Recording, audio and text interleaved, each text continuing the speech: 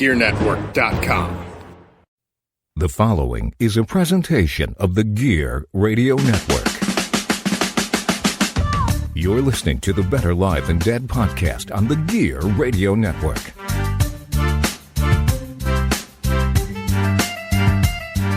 And with that, we welcome you to the Better Live Than Dead podcast, powered by Better Live Than Dead and the Gear Radio Network. This is episode 168. 168. It's a beautiful thing. It's a beautiful thing. What's up, even Brian? More beautiful than that, today on the podcast, are you ready for it? Talking baseball. Are you ready?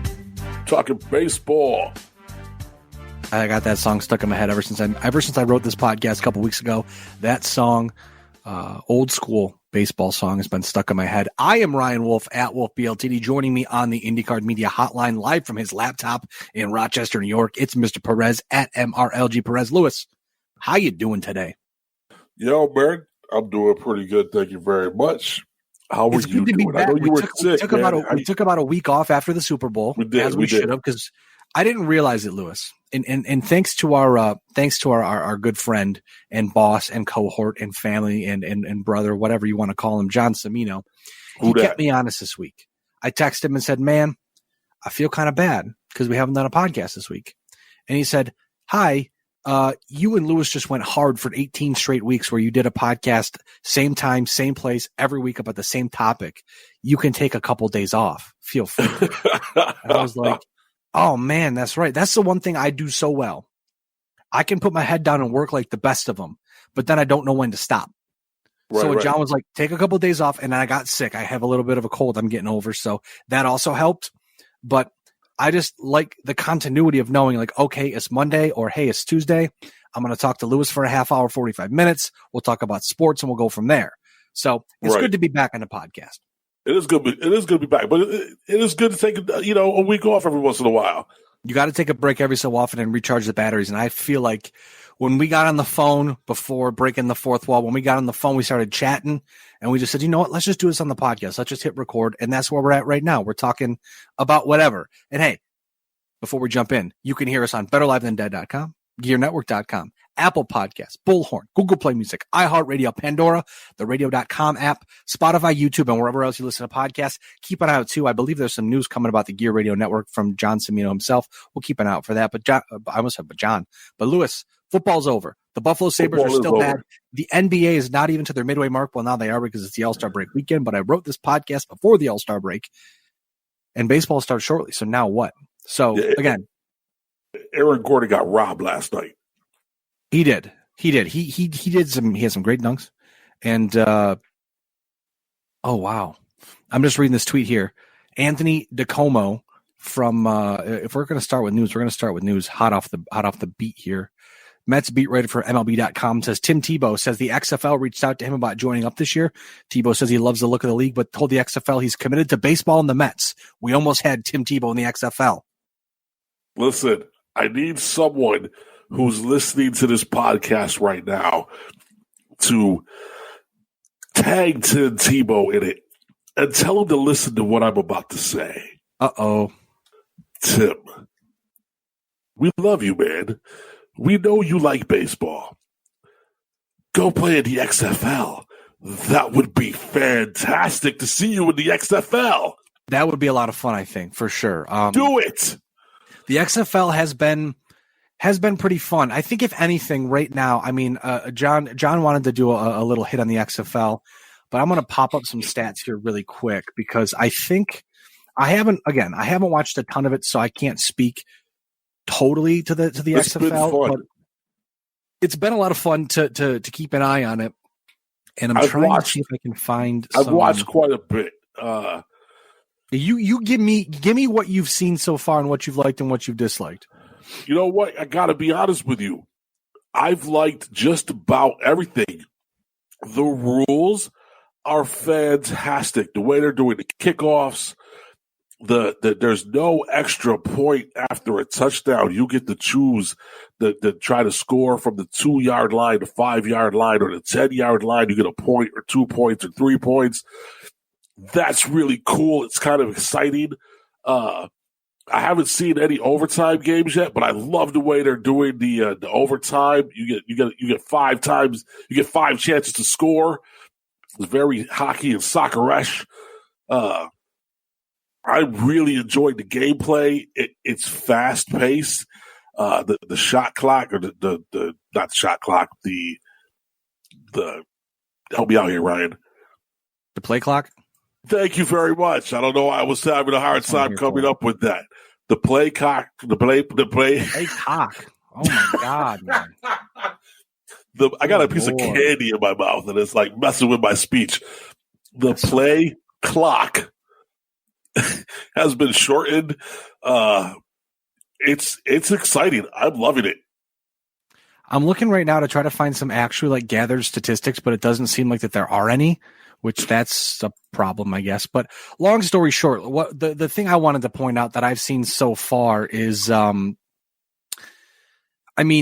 understandably so, the quarterback play has either been very good or very bad. Yeah. But the one thing I have noticed is that, and this is something I saw on Twitter, so it's not totally an organic thought of mine, but still it's a thought nonetheless, is that guys like Cardale Jones should be in the National Football League, and he's not. I mean, granted, he only has played, I think, before the XFL, like 16 games or something. Something crazy like that since high school. But again, I think that a guy like Cardale Jones probably will get a look from this, and rightfully so, because I mean that's the point of the XFL really, is to allow guys to. I don't know when their season goes till, but I believe it's done before camp begins. Yeah, it can't be that long. So my thought being that a guy like Cardale Jones, I mean, granted, looking at Cardale Jones on the field, I was in my head when you watch a National Football League game, you have that clock ticking in your head where you go, okay, 1, 2, 3, get the ball out, get the ball out, get the ball out. And I'm watching Cardale Jones dance around the pocket, just holding onto the ball and then throwing it at the guy's, knees or lower legs. So again, I understand that, but again, there are some guys in this league who deserve a shot, and I think they'll get that shot because they're proving that they can play at a high level against other relatively talented people. But Cardale looks like he's put in some work, man. He's looked pretty absolutely good. Absolutely. I just think it's interesting to see because obviously with Vince McMahon's deep pockets, he's got ABC on board, he's got ESPN on board. I think if anything, what the XFL will do is what the original XFL did, and will force the National Football League to make changes. Do I think we'll ultimately get, hey, Matt Stafford just threw a pick 6, so let's go stick a microphone in his face? I don't think that'll ever happen. Probably but not. More access to the players, more access to the coaches, more access to just kind of feel like you're a part of the game. And the one thing I really liked that I saw in the first weekend was being able to not only hear the referees, but being able to watch the replay, the breakdown of the replay. I mean, that for me was really cool. And that's what I was very interested in seeing. I've enjoyed everything they've done so far. Everything. I'm loving it. It's great. Now I want to jump over, Lewis, because I know we said we're going to talk about baseball, so we're just going to dive in because there's a lot of stuff to talk about with baseball. Sorry to cut you off so abruptly there, but I'm seeing Rob Manfred's face all over my tweet deck as we're talking about the podcast. Okay. So the first thing I wanted to talk about was the big trade with the Dodgers, but I think I'm going to kind of do this backwards here because there's so much going on. There's new rules that were announced. We've got Rob Manfred dropping a potential new playoff scenario, which would not only be crazy, but it would also probably increase some revenue, which I think is the reason why they want to do it. But anyways, worst commissioner in sports. Yeah, looking at the Houston Astros cheating scandal. Now, the Boston Red Sox at this point have not been disciplined, but from what we gather, it originally went where it was Houston and Boston, and they were both going to get a heavy pee-pee slap, if you will. To now to the point where people are saying, hey, maybe the Red Sox were a little too trigger happy when they fired Alex Cora, because despite the fact that Alex Cora is banned for a year for what he did with the Astros, it doesn't seem like what he did in Boston was far from the norm of what normally happens in Major League Baseball. Because again, what a lot of players have said is that the cheating scandal, it goes on with a lot of people. It's just that the Houston Astros not only magnified it, but they found a way to I guess, extrapolate the issue, make it even more specific and then they cheated. Clearly, they cheated. But when Rob Manfred came out and said he wasn't going to suspend any players, whatever, no harm, no foul. But then the players came out and refused to apologize. And then when they started to apologize, they started making excuses, which were quickly debunked as just false information. Carlos Correa being one of them, where he was coming out and saying, oh, well, Jose Altuve didn't wear a buzzer. He just has a really bad tattoo no one wants him to see or whatever. Doesn't like taking his shirt off. What are you doing? Right. But now Rob Manfred, as of it's February 16th, he's going to be talking apparently to the media later today. There was a 45-minute interview that dropped on ESPN as well with Carl Ravitch, where again, they talk about how they don't want to suspend the players, but apparently Rob Manfred is upset if the Astros are going to get thrown at, but the Astros probably will get thrown at a lot. But again, you can't really suspend players for throwing at the Astros because you didn't suspend the Astros for cheating. So again, it's a very slippery slope. I'm not sure where it goes from here, but this is a really, really bad look for Major League Baseball. And it really seems, Lewis, as if there was a specific way they could have handled this and they just decided to go the other way. It's kind of like in The Office when Kevin comes in with the chili and just drops the chili. That's kind of what Major League Baseball's done here. It's been pretty terrible. When the players came out and didn't really apologize, and then when the owner came out and said what he said, and then try to backtrack it and say he didn't say what he said, even though he literally just said it 5 minutes ago, like he Donald Trumped it. It was ridiculous. It's embarrassing, absolutely. And to not suspend the players, sure. So you took away some draft picks and you fined them. Whoop-de-doo. They clearly cheated on a level that no one else cheated before. Sign stealing is a thing. Everyone does it. If you're standing at second base, you try to let the people know what's coming in a certain way. However, like you said, the Astros took it to another level. And apparently this was common practice. We talked about it before. If you look at the batting percentages of certain individuals at home and on the road, there's a stark difference. They clearly were cheating. And to do what Rob Manfred did with his punishment, it's a joke. It's almost a spit in the face of the game. I would agree with that one. I think that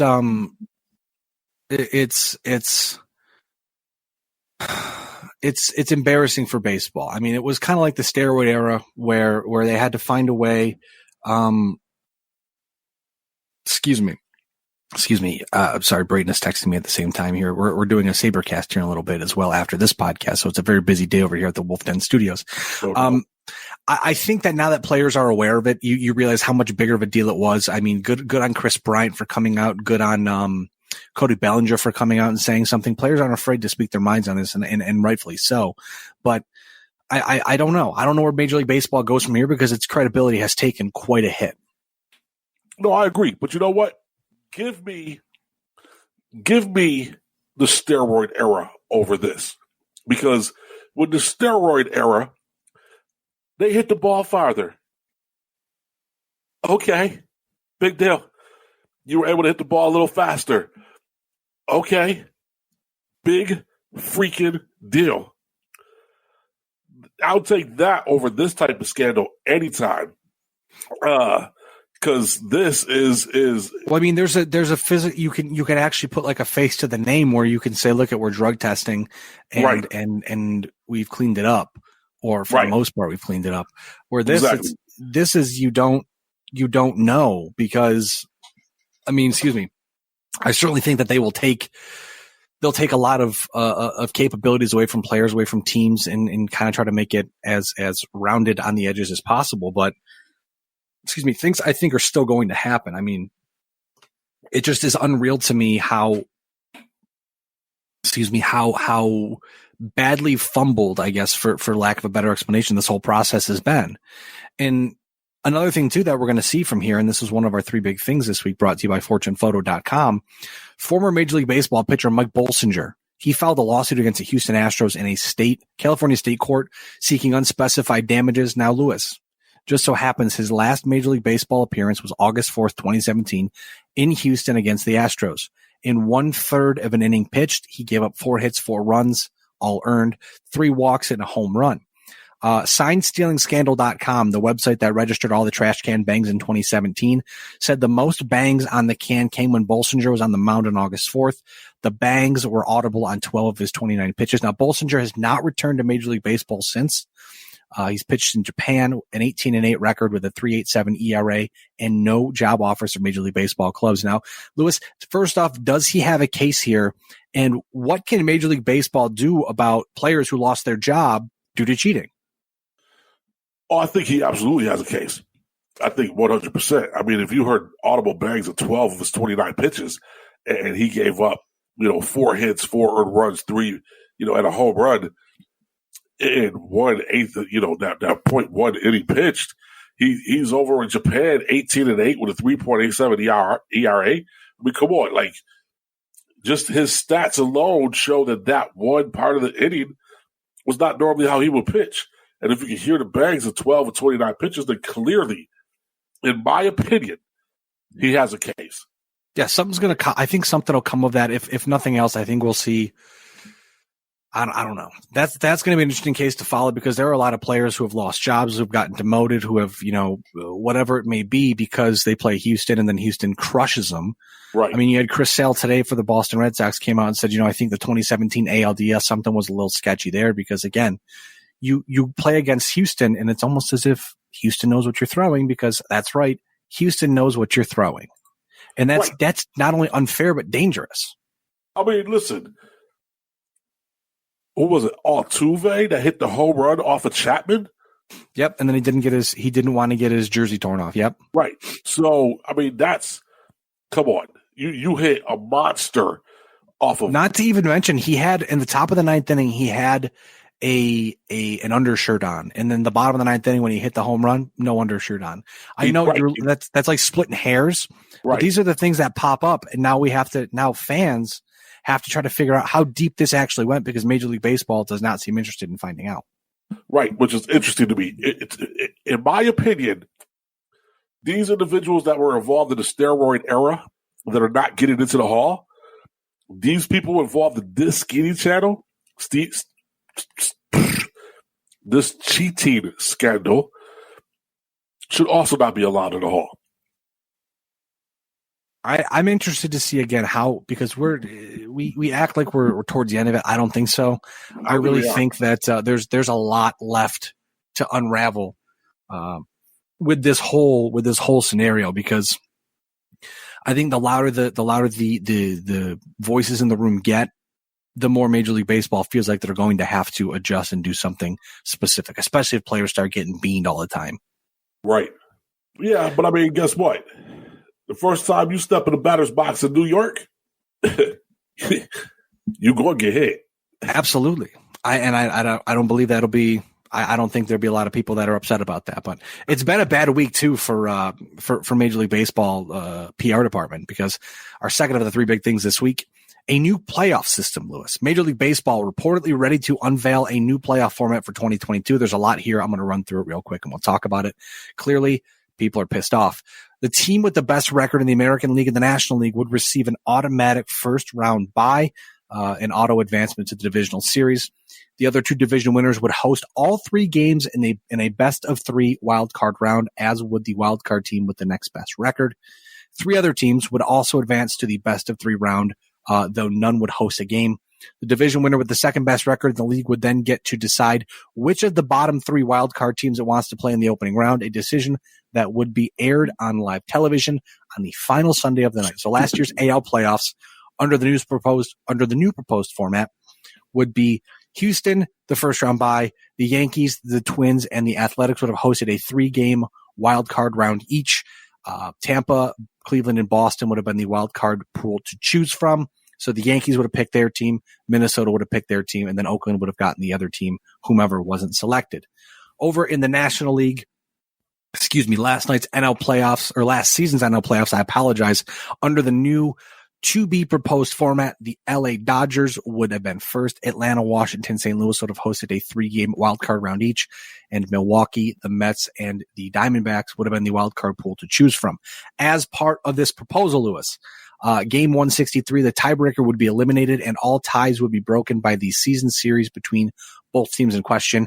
And the one player who has spoken out against this, Cincinnati pitcher, I apologize, Trevor Bauer, quote, he tweeted, "No idea who made this new playoff format proposal, but Rob is responsible for releasing this, so I'll direct this to you, Commissioner Rob Manfred. Your proposal is absurd for too many reasons to type on Twitter and proves you have absolutely no clue about baseball. You're a joke." Lewis, what do you think about this playoff format? I agree with Trevor Bauer. That's what I think about this playoff format. He's right. Rob Manfred is a joke. He obviously, other people had to come up with these ideas too, but he is the one that released it. He obviously agrees with it. You take this and the cheating scandal with Rob Manfred is a joke. Here's what I like. The division winner with the second best record in the league would then get to decide which of the bottom 3 teams they would want to play. A decision that would be aired live on television. Listen, this isn't LeBron James deciding where he wants to go play basketball, which I also thought was stupid the way he did that when he went to Miami. But anyway, I digress. This is dumb. This is stupid. I don't like it. We have a great system in place already. Why mess with it?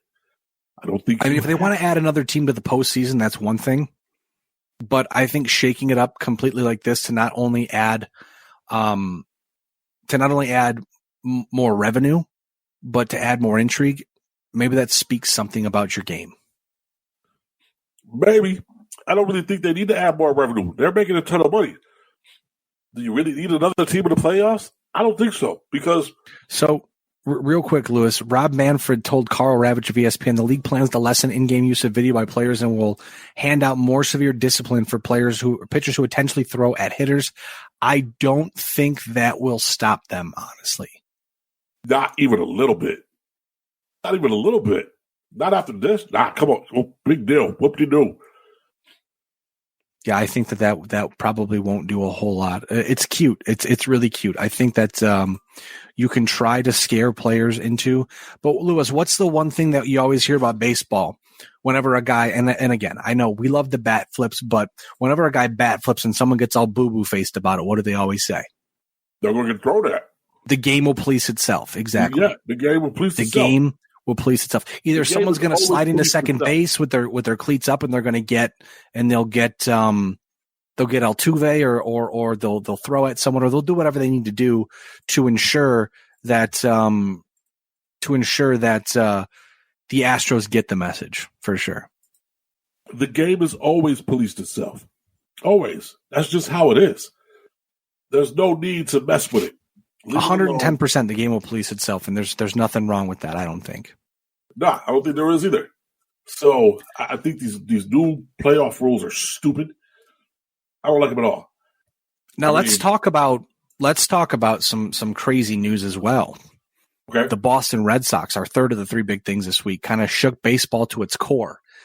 The Los Angeles Dodgers, Lewis, acquired Mookie Betts, outfielder, and pitcher David Price. This one for me has a personal feeling for my love for the Boston Red Sox. I was a little taken aback by this, but we'll talk about that in a second. Outfielder Mookie Betts, $27 million due this season, his final year of arbitration. He's an unrestricted free agent for the first time in his career after this season. He's expected to command upwards of $400 million in free agency. 2020 Fangraph projections have met a 280 batting average, 31 home runs, and 87 runs batted in. Pitcher David Price, 3 years remaining on his current contract, signed at the time, was the biggest pitching contract, or the biggest contract in baseball history. That has since been surpassed. He's due $32 million per season. Boston will be covering half of that deal, $16 million per year. The Boston Red Sox acquire outfielder Alex Verdugo, who has 5 years of control. He also has a stress fracture in his back. He rarely strikes out, a 13.7% strikeout percentage in his career. He had 13 defensive runs saved in 2019. tied for 7th in Major League Baseball among outfielders who played at least 750 innings. Likely the opening day right fielder for the Boston Red Sox if healthy, but clearly it doesn't seem like he's going to be.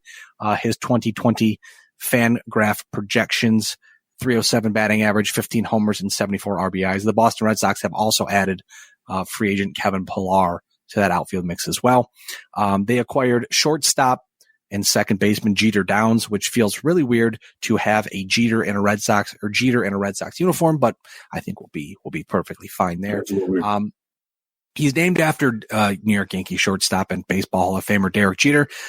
Downs likely projects out as a second baseman, could be Boston's long-term answer at second base. FanGraph says, quote, he's a polished and advanced hitter. Also, the Red Sox acquired catcher Connor Wong, who FanGraph say, quote, he has average raw power, but lifts the ball. His approach is an issue. It could prevent him from being a full-time player. Now, Lewis, Mookie Betts is $27 million, and reportedly half of Price's $32 million come off the books this season. Boston now reportedly sits around $191.85 million for the 2020 season. That would put them very much under the competitive balanced luxury tax of $208 million. Now, if Boston had gone over for Boston has gone over the cap luxury tax for 2 straight years. A third straight year, if I'm not mistaken, pushes them to a 50% luxury tax on the team. Dipping under resets that penalty. Also, it resets their draft pick. So, now that I got that out, let me get my thoughts out here, and then Lewis, then we'll get your thoughts as well. For me, it's the Red Sox making a potentially franchise-altering decision by trading Mookie Betts. Now, it seems to be a foregone conclusion that Betts was going to go to free agency in November. Even if he re-signed with the Red Sox, he still wasn't going to sign a contract extension with the team. He wanted to see what was out there first. Now, due to Boston's luxury tax penalties, the potential draft pick return for Betts would have been much lower if he were to sign somewhere else. So it's almost as if the Red Sox said, look, we know you're probably not coming back here, so we'll trade you for something that we can use now and try to kind of rebuild on the fly in the right field position. There's a potential he could come back as well, but I wouldn't necessarily bet on that because it seems as if the Red Sox valued him at a specific number and Mookie Betts wanted to be valued at another number because at this point he is the second best player in baseball behind only Mike Trout, and Mike Trout took a hometown discount. So if Mookie Betts goes out and gets a ton of cash, he essentially can set the market for all players in the future. It sucks though, Lewis, because it feels like trading him now was the safest option, but it also feels like a cop out. It feels like Boston is trying to be safe despite the fact that they're one of the richest teams in baseball. But the good news is that whatever position he holds, president of baseball operations, I think it is, Chaim Bloom, he had the right things to say. He said, quote, it wasn't our number one priority as a baseball ops department to be focused on what was going on externally. We were worried about what we were working on. But it was very clear to us that this move would come with a lot of fan backlash. I think we had to prioritize what we thought was right in the big picture for the Red Sox over what the fan reaction would have been. And Lewis, I think that kind of wraps it all up. They made the right choice, what they thought was the right for the organization, despite the fact that the fans are pissed off about it. And now Mookie Betts is in that completely stacked LA Dodgers team, who, if I'm not mistaken, I heard on ESPN a day or two ago, didn't fact check this, so I apologize, but something like 32 of the 40 players on their 40-man roster have been an all-star at least once in their career. So not only have the Red Sox made, not necessarily punted their season, but they've taken, a potential step towards 2021. And with that being said, also the Dodgers have pushed all their chips to the center of the table because if they don't start winning World Series soon, I don't know how much more they can do at this point. Yeah, no, you're correct. I mean, it'll be weird to see Betts in a different jersey. I think it was stupid in Boston, but hey, I don't know. I'm not in their front office. It's just weird to see the rich teams cry poor. It's like what the Yankees did a couple of years ago, where they said, you know what, we're going to trade. We're not going to spend money in free agency, and that's kind of a part of. I think that's more of a something on the CBA than anything, that they're incentivizing teams being, I guess, cheaper. And that in turn affects everything. I mean, you need the big teams to spend money, and the middle market teams to spend money, and the cheap teams to spend as much money as they're supposed to. I guess there's not really a certain amount you're supposed to spend, but you get what I'm saying. You can't have teams out there pinching pennies because at the end of the day, it will affect everything. I mean, we saw a couple, I think it was last year actually, where you had Craig Kimbrell holding out. You had Dallas Keuchel holding out. I mean, players know what they're worth, and they won't be shortchanged because a baseball team thinks that, okay, yeah, you're worth, I don't know, $17 million a season, but we're only going to pay you 12 or something like that. Players will hold out. They don't care. If they're good, they got to get paid. I mean, that's just it. But again, it seems like the CBA itself really, it really somehow, I guess, penalizes them for being a big market team, and it's really strange. It is strange. I think it's sometimes very detrimental to baseball as a whole. This move by Boston and LA, this might put the Dodgers over the top. They've been trying to win. They've been really close to winning the whole thing, and this might do it. I mean, looking at it now, they probably should have beat the Astros, but yeah, not much can be said about that. But then again, it's I don't know, man. I think they've got a great pitching staff. They got a great rotation. I just said the same exact thing. They've got a great rotation. They've got a great bullpen. They've got a great lineup. They should be perfectly fine next year to win at least 100 games. It's just for them, it's getting to the postseason and then performing in the postseason. I would presume, my thought being is that they would probably try to keep everyone as healthy as possible, but we'll see what happens. For the Red Sox, though, some potential 2021 MLB free agents. Mookie Betts, obviously. You've got CJ, our catcher, JT Realmuto from the Phillies. Shortstop Marcus Semien of the Athletics. Pitcher Trevor Bauer of the Reds. And outfielder George Springer of the Astros. Charlotte Wilder, at the Wilder Things on Twitter, said it best, I think, and this is a good spot to wrap this part up. Quote, "I can't help but feel like justifying the Mookie deal by saying the Sox will have more flexibility to sign someone talented in the coming years is just like breaking up with your soulmate because maybe you're going to eventually find another soulmate." And I feel like that just gets it. That just got it for me. Also, in a separate deal, a smaller deal, but a deal nonetheless. After the Red Sox and Dodgers trade took a few days, a couple players changed in the deal. Brusar Graterol goes to the Dodgers. Minnesota acquires pitcher Kenta Maeda, who has 4 years of control left, a 10-8 record with a 4.04 ERA. He will likely slot in as Minnesota's number 3 starter behind Jose Barrios, noted gear guy, and also I completely just forgot his name. Oh, what the hell is that, guys? I thought Jake Arrieta, but that is way off. I'm going to feel like an idiot once I see this. Someone's probably yelling at the screen, or at their screen right now, saying, "How the hell did you forget this guy's name?" But I don't understand. I don't understand how I did either. So, yes, Jake Odorizzi. That's the name I was looking for. So it's Jose Barrios, gear guy, and Jake Odorizzi, and then Kenta Maeda likely. That's a nice little 1, 2, 3 top of the rotation for the Minnesota Twins. Also, Lewis, looking ahead, let's see here. New Major League Baseball rules. They can't do anything right this week. A 3-batter minimum. Starting and relieving pitchers must face a minimum of 3 batters unless they reach the end of an inning. The active roster limit increases from 25 to 26 players, a max of 13 pitchers from opening day through August 31st, and postseason games as well. The September rosters are now 28 players on the active roster. You can only have a max of 14 pitchers. Also, they have a two-way player, which I was trying to figure out, but essentially players who qualify as, quote, two-way players may appear as pitchers during a game without counting towards a club's pitcher limitations. A player will qualify as, quote, a two-way player if he accrues both at least 20 major league innings pitched and at least 20 major league games started as a position player or designated hitter with at least 3 plate appearances in each of those games in either the current championship season or prior championship season. I'm going to think that this is probably for a guy like Shohei Ohtani, where he would count as a position player, not a pitcher. That would be my presumption because I'm not sure otherwise why that would be important, but I would think like a guy like him, like Shohei Ohtani would be a two-way player, but we'll see how that works out. Major League Baseball is, I don't know, trying to put their hands in everything. And I don't know, just step back and let them play baseball. Right. Just let them play. You can't screw it up. This 3-batter minimum, starting reliever pitchers now must face a minimum of 3 batters. That's stupid. That takes away from matching how people have been doing it forever. I think it will cost some players a job because there are guys out there who are specific. Obviously, they're specific to, I only pitch lefties. I'm a specialist. I only pitch to righties, whatever it may be. But again, at some point in time, I don't know. I guess it'll take probably a player getting hurt or something for that to happen, for that to change.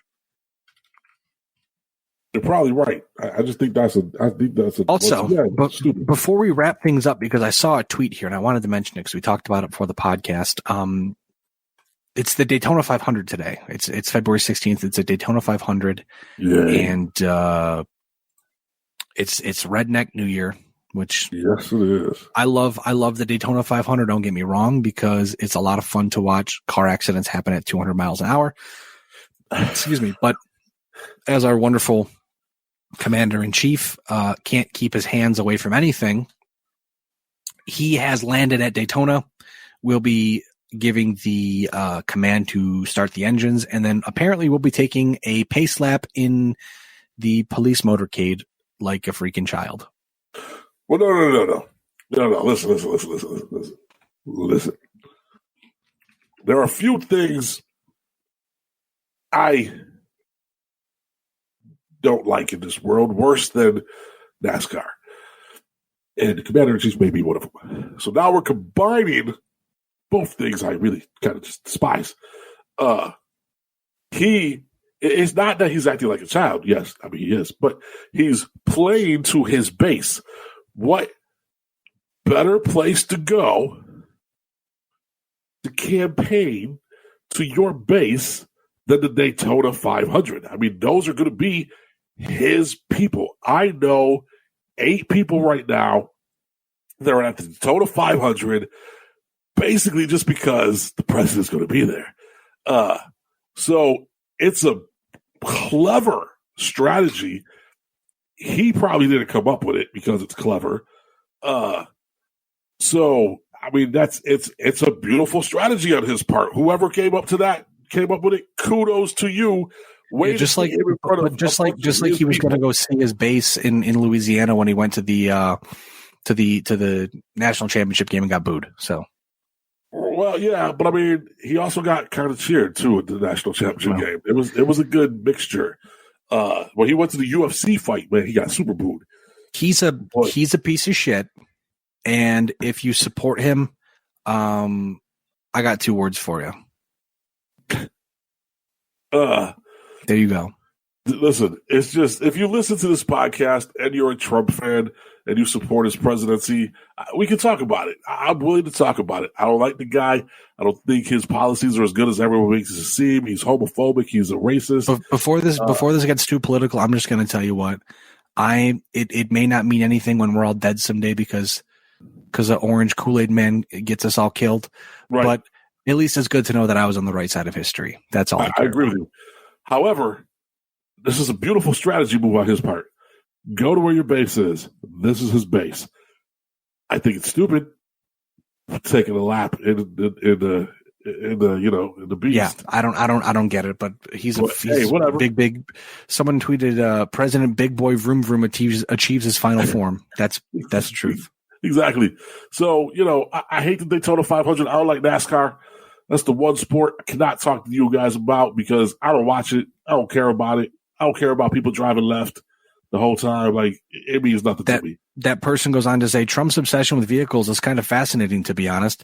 He's got all this money, could presumably ride, fly, or drive whatever he chose, but instead, he's never stopped being a little kid sitting behind the wheel in his parents' garage making engine noises with his mouth. That's the truth. I think that's a good spot to end the podcast. What do you think? I'm cool with it, bro. Lewis, I appreciate you joining me today, talking everything baseball. We're going to be, we might take a little more time off just while spring training rolls around, but games start, I believe, next week.